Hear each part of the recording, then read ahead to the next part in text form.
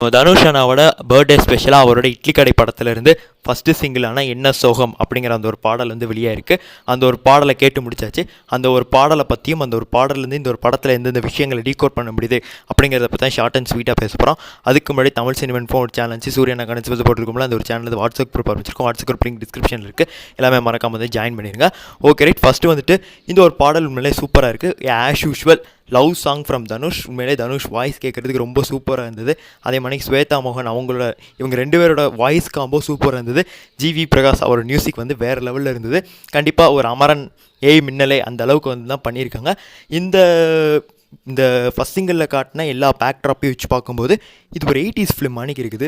தனுஷை நான் பார்க்குறதுக்கு ரொம்ப எங்கே இருக்கார். நாளைக்கு 42 வயசாக போதா இல்லை 22 வயசாக போதா அப்படிங்கிறது சந்தேகத்தர அளவுக்கு தான் வந்து தான் மனுஷன் இருக்காப்புல. லிட்ரலி அவங்களுடைய அந்த ரொமான்ஸ் ஆகட்டும் எல்லாமே ரொம்ப சூப்பராக இருக்குது. அந்த திருச்சிற்றம்பலம் அந்த கெமிஸ்ட்ரி இவங்களுக்குள்ளே பயங்கரமாக வந்து ஒர்க் அவுட் ஆகுது. அதையும் நம்மளால் வந்து பார்க்க முடியுது. ரிலீக்ஸ் எல்லாமே ரொம்பவுமே பவர்ஃபுல்லாக இருக்குது. எல்லாமே சூப்பராக இருக்குது. இது ஒரு 80s காலத்தில் எடுக்கக்கூடிய படம் மாணிக்கு தான் இருக்குது.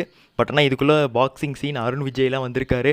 ஸோ எந்த மாணிக்கு வைக்க போகிறாங்கன்னு தெரில. ஒரு செம்மையான ஒரு ட்விஸ்ட்டில் அக்டோபர் 1 வரப்போகுது. ஸோ இந்த ஒரு சாங்கை எப்படி இருக்குது இப்போ உங்களுக்கு கேட்கும்போதுங்க அதை கமெண்ட்ஸில் சொல்லிடுங்க. Tata bye.